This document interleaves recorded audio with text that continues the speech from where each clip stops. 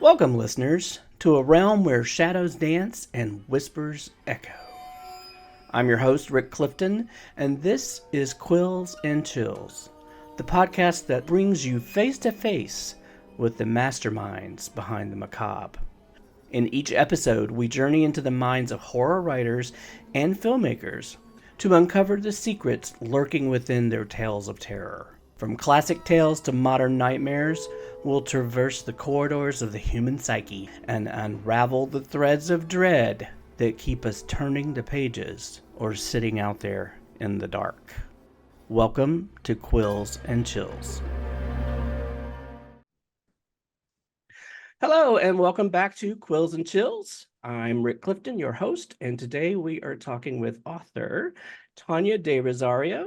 Tania is a writer and a visual artist, and she's also the author of 4 books now, and a Lambda Literary Award finalist, or as we like to say here at the show, a Lammy. And That's right. her work has won prizes from New Ohio Review, the Comstock Review, and Singapore's Golden Point Awards. But today, Tania is here to talk with me about her latest book, Dinner on Monster Island, which is available February 6th. So welcome to the show, Tania. Thank you so much, Rick, for having me. It's great to be here.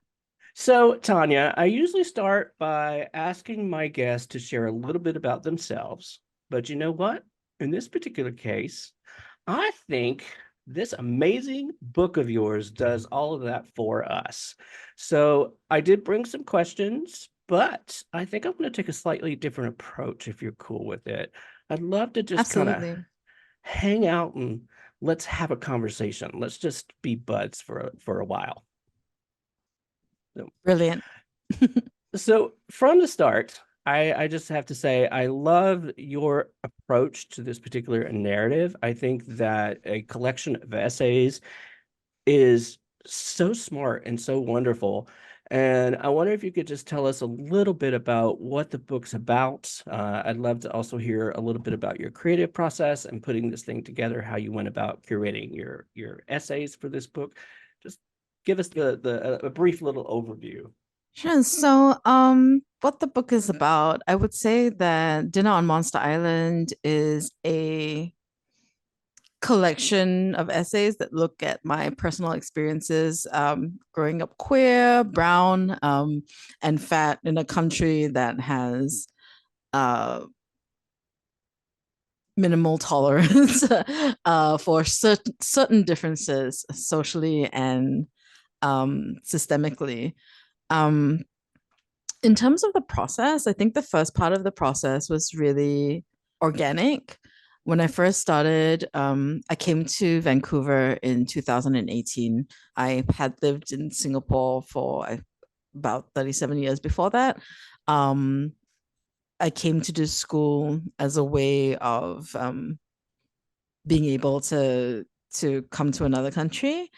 And I came and did an MFA in creative writing. And the very first assignment I got from my very first class was from one of my nonfiction professors, and it involved writing a letter to someone.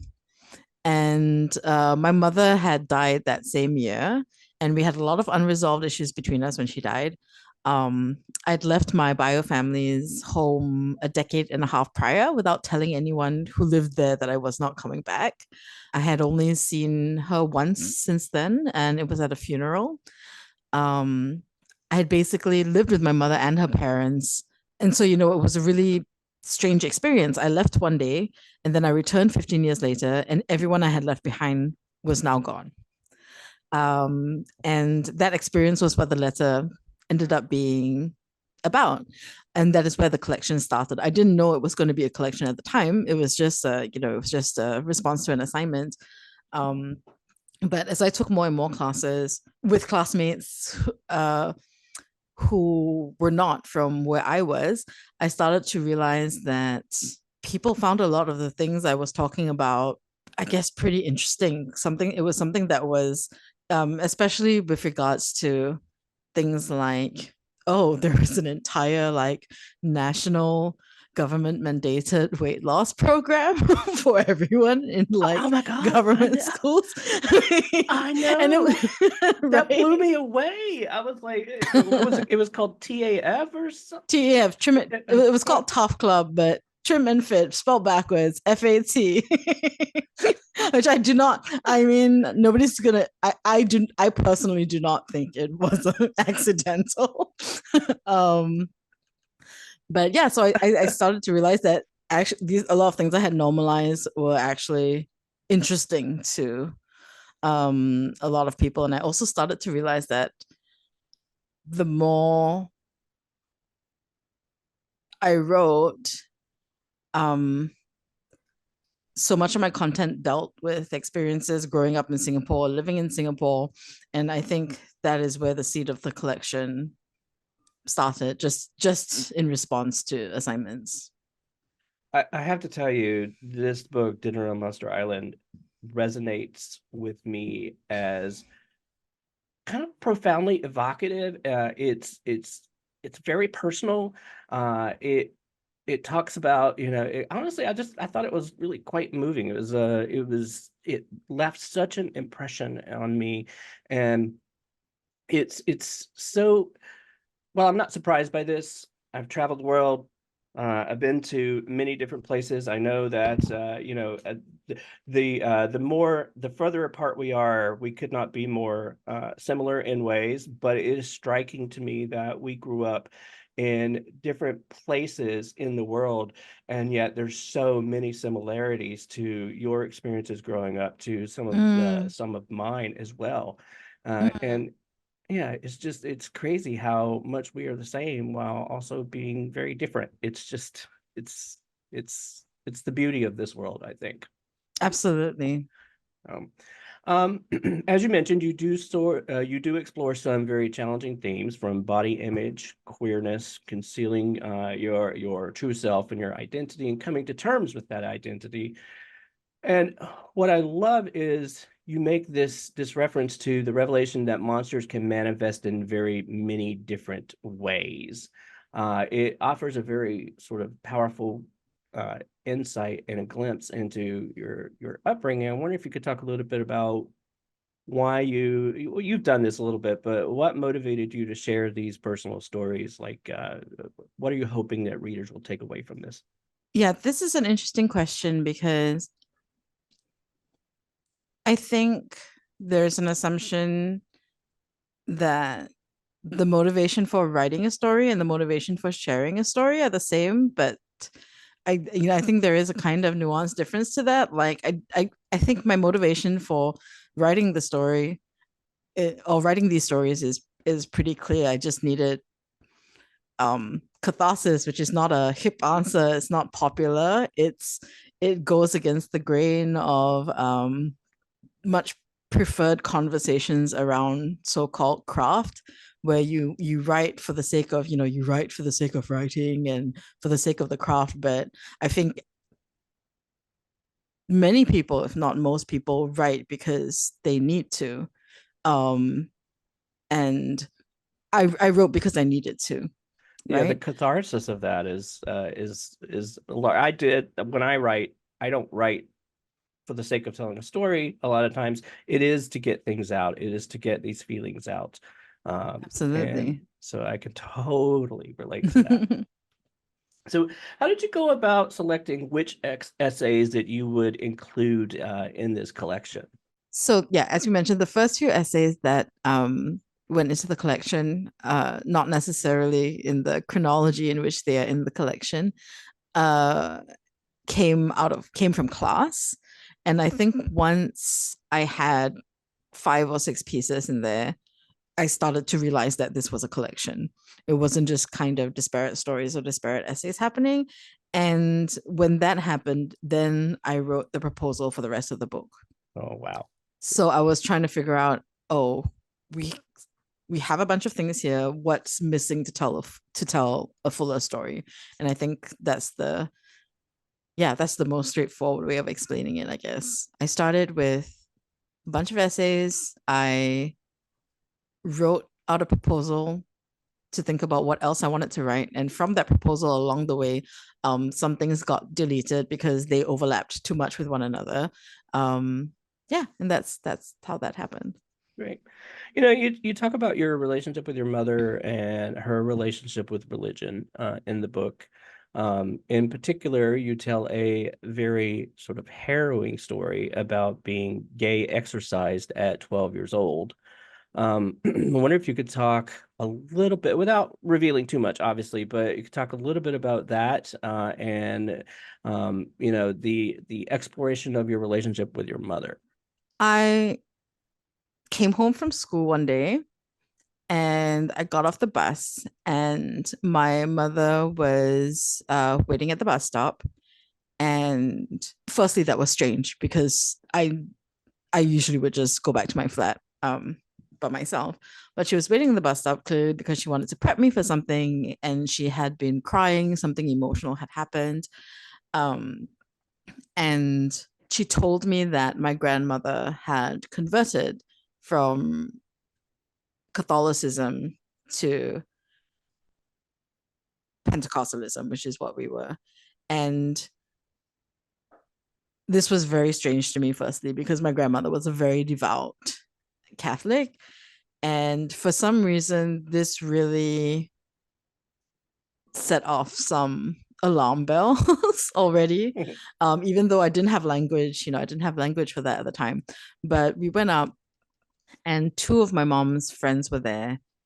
And I think a lot of people, like when they read the synopsis or the quips about the book, and particularly with regards to the exorcism, um, they think that my mother arranged it, like she set it up. But honestly, I think it was just timing and circumstance, because Evolved. yeah, these two people had come over saying that God sent them, and they had actually come for my grandmother. I'm not going to speak to how genuine these beliefs were. Some people genuinely believe they are sent by God. Some people are con artists, even though I don't know what they would have gained by, conning my mother in this way. But yeah, so they came for that. And then it so happened I got back around that time, and they said they wanted to pray over me as well. And so my mother told me to go take a shower and just like change because, I had had a long day at school. And I came out, quote unquote, dressed like a boy. And this had been something that had already been weighing on my mother's mind. And that was something they picked up on as well. For listeners who obviously can't see my facial expressions, when I say look like a boy, I'm definitely putting that in quotes because that is a meaningless statement, to be honest. But yeah, I was told I have the spirit of lesbianism inside of me. Um, which of course, as an adult, this is like the source of endless jokes I make. But um and that they were going I to was actually cast it holding back. out. I was like, Yeah, no, yes. please don't hold back. I mean, to make a long story short, and to save some of the content in the book from being spoiled, the exorcism did not work, and therefore I am on this podcast and very Well, pleased about hallelujah, hallelujah. I will say that. I put that. So it's very interesting. I had mentioned that there are a lot of similarities in your experience growing up and mine, and your relationship with your mother is similar in some ways as to my relationship with my father. And you've talked about my father. It wasn't a religion thing with my father, but we didn't connect. And the reasons behind that, like I stopped talking to him when I was 12 years old. And the reasons behind that our distance with each other came out many years later after he passed away, and I was never able to actually resolve that with him. And but the connection, I'm obviously not trying to make it about me, but the connection between the two was just very striking to me. It's like I just, like I said, the book just connected with me on a almost visceral level. to a degree. Mm. So, um, Yeah, I'm so happy to hear that, but also I'm so sad to hear that. so, my father actually tried to come out in the 70s to my mother, and she shut it down. And I think as a Wow, result of that, I think he retreated back into himself and distanced himself from the rest of us. Now, my mother and I, she knows I'm out, and we could not be closer, and we could not be, that's we great. have a great relationship.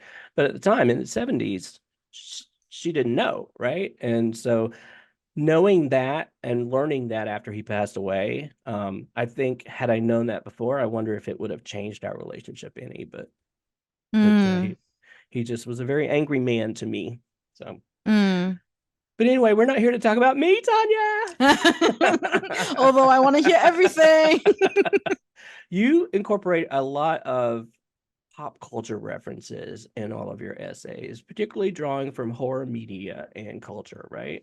Hmm. There are many references to cinematic horror and mothers and daughters. And for example, I'm talking about The Exorcist and Carrie. Hmm. But the one that I was most like it impacted by was your experience watching Hideo Nakata's Ringu, and how you talk about that impression with Sadako Yamamura, that and what she left on you, and your journey to the realization about how, and I love this, how we create our own monsters. Can you Mm. elaborate a little bit on the significance of all of these references and maybe shed some light on your thought process in selecting and weaving them into this memoir? So a lot of people ask like how I came to horror, why I like horror. Um, I think a lot of fans of horror films get the question, how can you watch this or why do you watch this? There's a very visceral response sometimes that doesn't there's no language to some of this stuff. But I think in short, my quippy response is always, why would I not love horror or relate to horror when I lived it? In this, even if it's in that one incident that happened to me as a child, my mother literally thought I had demons inside of me. I enjoyed horror from a young age as a kid. Anything I could sneak to watch, I was not allowed to watch it, firstly, so maybe that's another reason I loved it. Same. Right? Same. Yeah, like the devil's gonna get you. Horror movies, when you open yourself up, the you leave room for the devil to come in when you kind of invite him in, via this medium. Um, but I didn't really have language for why I enjoyed horror until I watched Hideo Nakata's The Ring. In a gist, it's about a young woman named Sadako, and after being thrown into a well and left to die, the spirit of her rage is imprinted onto a cursed videotape. And once you watch the video, you will receive a phone call filled with static. And in 7 days, she will find you and she will kill you. She will look at you with that evil eye and your heart stops. And what you learn at the end of the film, and I think this is what hooked me, what you learn at the end of the film is that there is no true way to fully conquer her, right? The only thing you can do to survive is to make a copy of the tape and pass it to someone else so that the curse transfers to them. So in order not to die by the monster's hand, you must, in some sense, become the monster. And this was a concept that was really interesting to me. And as I began to watch more horror, I learned that many female ghosts across Asian countries were constructed in the same way, kind of treading the thin line between having agency and being oppressed. So on one hand, she was this autonomous character who seeks, justice on her own terms, and she's all powerful. But on another hand, she was, these ghosts are reduced to victims of violence while they are alive, and that agency, that power, is only granted in death, in the transformation of their identities from victims to villains, and the potential of this duality, the idea that revenge is also justice, that the monster is also the victim, really kind of took hold of my imagination. And um, for me, Sadako came to symbolize really the enduring potential of female rage in a world that perpetuates violence against women and against all marginalized genders. And the idea that, you know, her vengeance is also everlasting and inevitable. You know, she's not only the victim, she's not only the villain, she's also the victor. And I think once I kind of articulated this to myself, that's it. I was a horror fan eternal after that. You're I all feel like in I've from strayed there. from the original question. No. This is great. This is great. I actually was just thinking. I just love your brain. I love you. You're amazing. I could hang out with you all day. Oh my God. So Let's do it's it. It's Friday. right. Let's do it. Drinks after. I'll buy. um. So your essay about, I think it's titled Black Boxes and Penguin Pulp. I found that one to be incredibly relevant to what we see happening now here especially Mm, here in the US, and especially in places like Florida and Texas, mm, with the don't say gay bills, the book banning, and all the stuff that's happening. And one of the things that you are very clear about very early on is you talk about the importance of speaking up and voicing dissent, and how mm, maybe even it helps just one person. mm, And I try to live my life by that. It's not always easy, especially when it mm, feels like, we're being attacked from all sides. What advice mm. would you give to someone who is just beginning their journey into activism? I don't know that I'm qualified to give anyone advice. I always in any facet of life. Um, I think it's also hard to talk about advice regarding what to do or how to act or how to think when so many things happen in such specific contexts, right? So like I mean, and by that I mean cultural context, and also all of us having different levels of safety depending on what our family or home situation looks like. Sometimes it's not just that it's not easy to speak up, it's that it's literally not safe to speak Safe, up. right? And I feel that when I talk about the importance of voicing dissent, I'm speaking to those of us in relative important word, relative positions of power. I think activism at its core is really about actions that bring about, political or social change. And I think it's important that to remember um, all day, every day, that this can and does happen on many different levels, right? Many potential spaces for activism offer themselves up to us in our daily lives. And I think we can, start this journey by just learning to be more conscious about our decisions and our thinking and making sure Yeah, and it may not that mean, the right? Sorry, I was going to say it may sorry, not mean just speaking out or whatever. It can be small absolutely, actions at times, So I don't, exactly, yeah, precisely, it yeah, doesn't mean standing exactly, up on the chair and fighting and, and everything. There are different ways to do that. absolutely. And I think um I think once we start becoming conscious of context and systems, it really even just starts internally, right? Like thinking about the decisions we make and how they fall or don't fall in line with the change that we're trying to bring about. Because everything we do is either informed by our acceptance of or resistance to dominant structures, and it's reflected in how we create and care for community, how we support folks with less power than us, how we advocate for change. It doesn't have to be on a huge political level, but change within your office, change within the school you teach at, change at the dinner table. Yeah, How we exactly. learn from folks who are who are on the margins. Um, Now I can't even remember whether I answered your question. No, you're great. You're great. You're great. How would you, what suggestion would you have for someone to get started on this journey? I think maybe we've already sort of answered that a little bit, though. It's really just kind of, I think if you, it's that old adage, right? Be the change you want to see in the world. So it kind of starts Mm, here, right? absolutely. So, Yeah. I think just consciousness is like consciousness of where our actions and our formed opinions and our view of the world comes from, and kind of asking questions about that.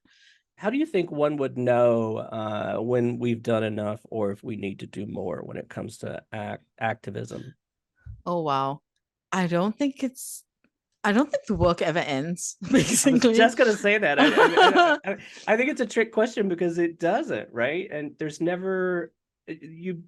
I don't know that there's ever enough that you can do because there's always going to be some injustice somewhere. Absolutely. So, I think, yeah, I don't think it's about quantity. I think it's about what is the shade of action that is necessary at this point of time. Because brilliant. I think, like, deep down inside, all activists, all activist organizations want their work to one day be obsolete, right? So, for example, you want your fight for equitable housing to be obsolete because your goal with this fight is to make sure everyone is housed. Um, but history, speaks for itself. You can spend decades fighting for reproductive rights, and all it takes is a bunch of assholes to come into power, and wham bam, those can be taken away from you in a fraction of the time it took you to obtain them. So I think it's less about like, is when is enough, and more like what is necessary now.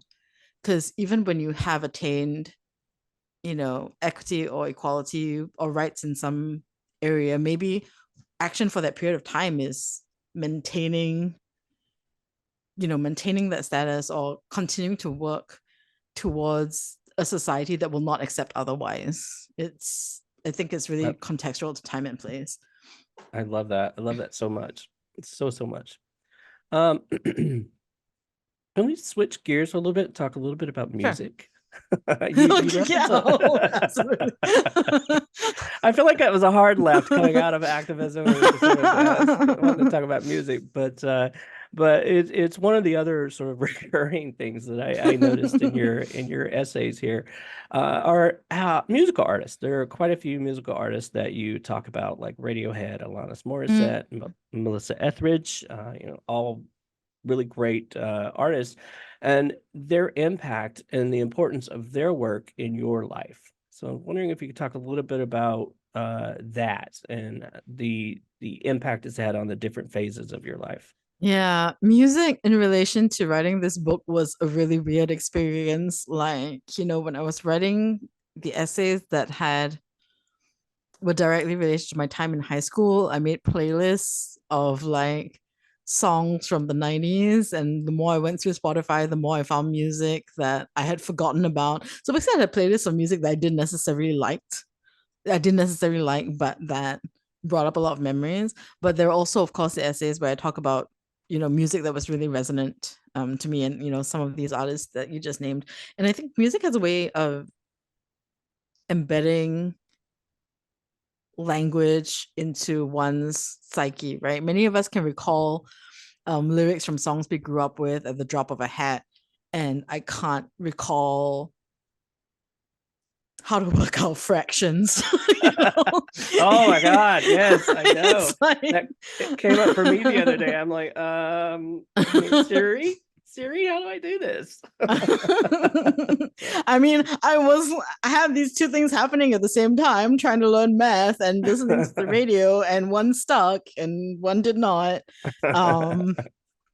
Exactly. Yeah, music contains time, emotion, and memory. And we can have really different tastes in music, but I think that's something that is possibly constant.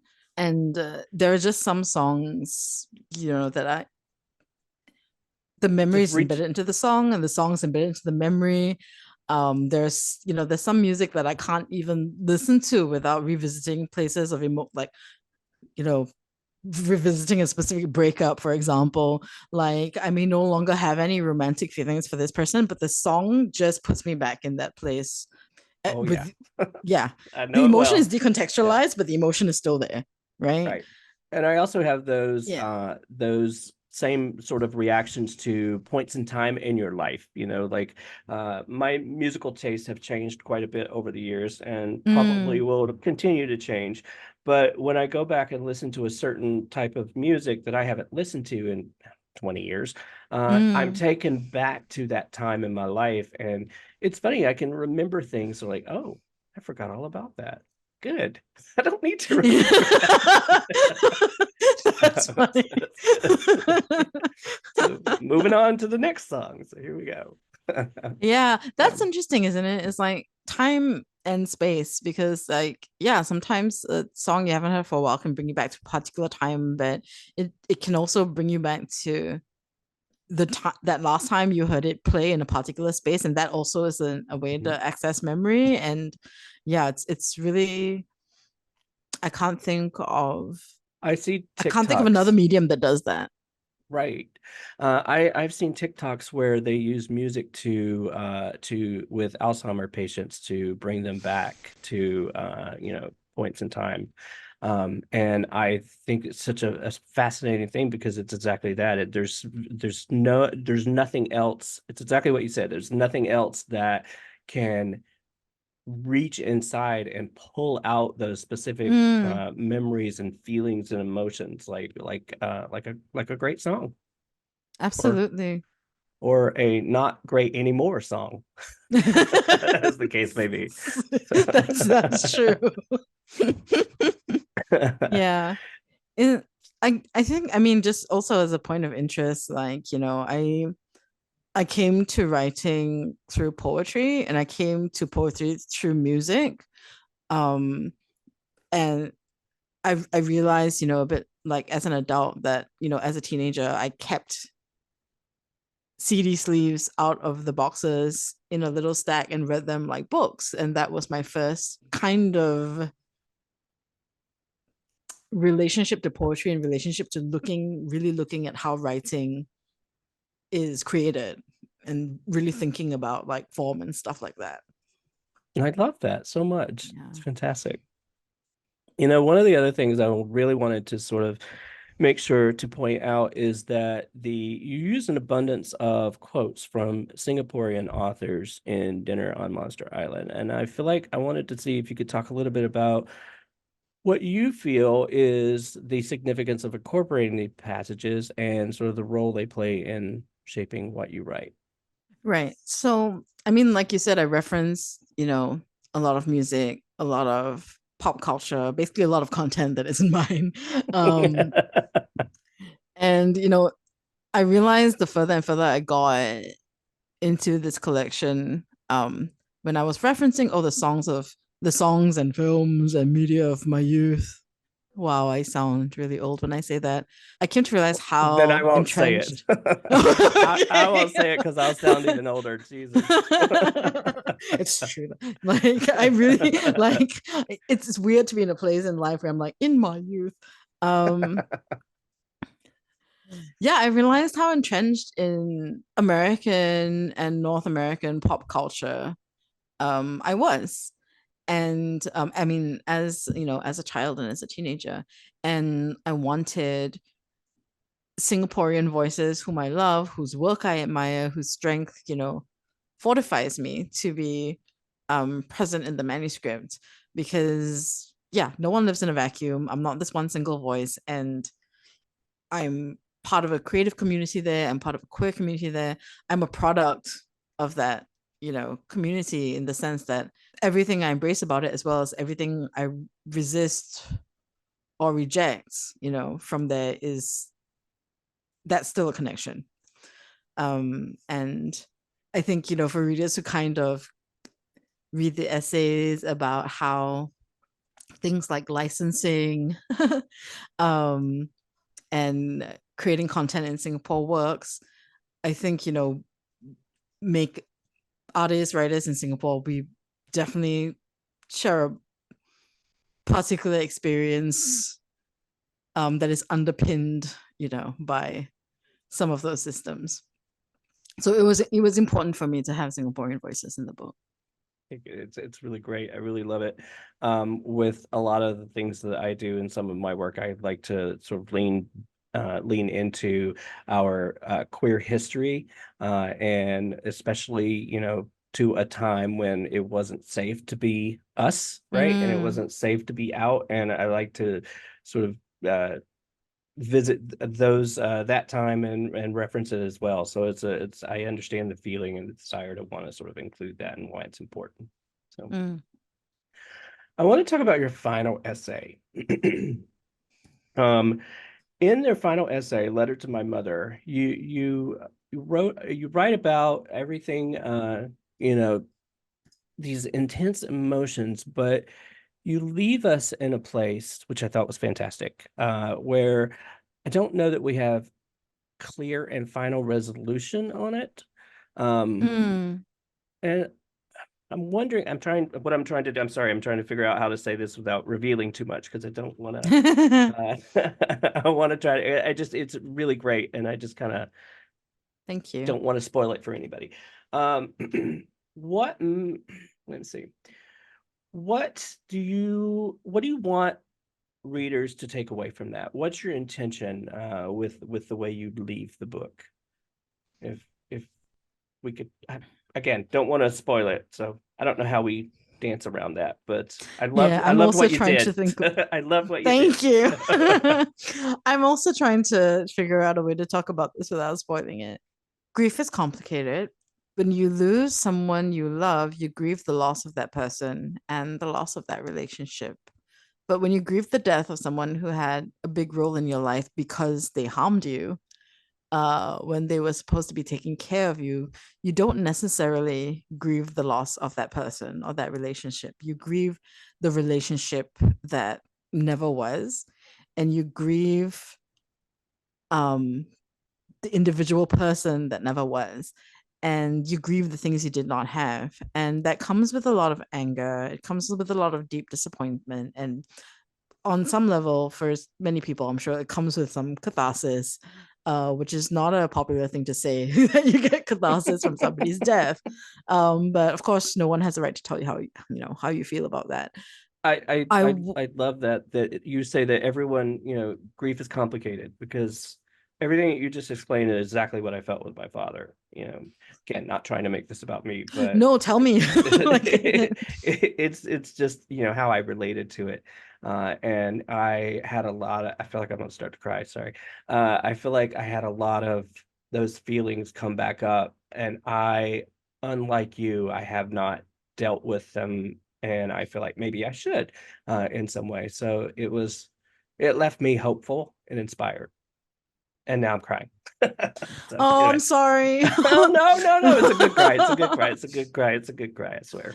Um, Yeah. I mean, I don't know whether this helps or makes it worse, but I don't I don't know if there is a way to finally say, "Oh, I've handled it," because the impact of people who were supposed to love us and take care of us in our formative years, the impact is, whether positive or negative, is something that is in us and with us, our whole lives.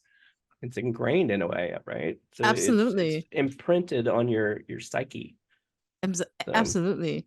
So much of the way we think or the way we act or the way we think about things is connected to that. And at what point, you know, can you say this is not a part of me, or it happened because of this, or it's I don't think that's a wrong way to feel about this. yeah, and exactly. Yeah. So, oh my gosh, look what you I'm did! sorry. I'm sorry. Oh my god, now we're best friends. Like, what happened? That was quick. Oh my God, I love it. So it's fantastic. All right. I'm being mindful of our time here because, like I said, I could hang out with you all day long. But Trinks. Tanya, what's next on the horizon for you? What are you working on? Oh, this question. No, I hate it. I hate it too. I hate that I have to ask it, but everybody wants to know. Okay. What am I working on? My normal quippy responses, my anger issues. um, That's perfect. I love it. I love it. Maybe I that should be the am. title of your next book, My Anger Issues. Oh my god, that is the book that will just keep on giving. That is not. That is a volume. That is Yeah, exactly. Infinitum. It's definitive. great. Yeah, I am working on a collaborative project with a wonderful illustrator named Marion Churchland that we are keeping under wraps for now. But that's definitely something I'm excited about. All right. So, last bonus question, not related to your book, but I'm going to ask Ooh, you. I asked this of everybody. I'm going to ask you to write a short horror story for me right now on the fly using 3 random words. nothing ever changes. I love it. Oh my god, Sold, sold, sold, sold. that is that is terrifying how quickly that came to me. What a great open for a book, though, right? Like very first Oh my line, god. nothing ever changes. And then What a drop good in from there. prompt like to just give to people. Continue this story. Oh Yeah. boy. So my hope is to one day take all of these three random words and put it together in a paragraph form from all of these different authors and writers and see what we Found get. poem. So, Exquisite so corpse. yes. So.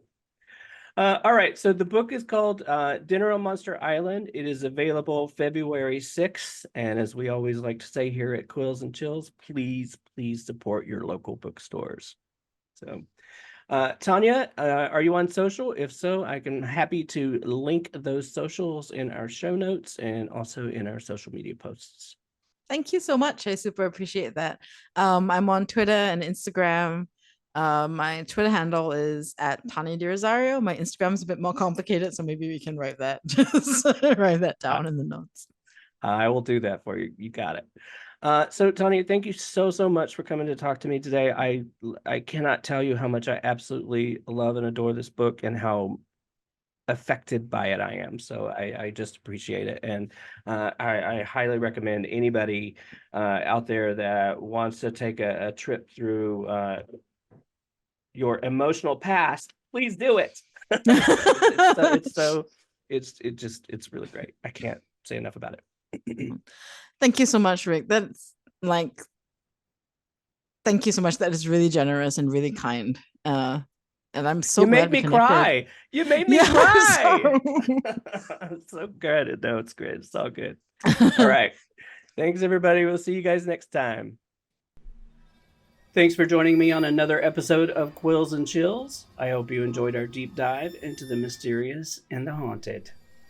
If you're enjoying the show, don't forget to support us by subscribing on your preferred podcast platform and leaving us a rating or review, because your feedback helps keep those chills running down both our spines.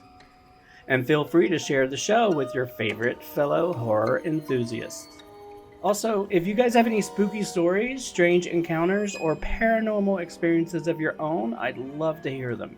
Reach out to me on social media or email me at quillsandchillspodcast@gmail.com. Who knows? Your story might end up on a very special episode. Anyway, thanks for listening, and I will see you back here next time on Quills and Chills. Bye, y'all.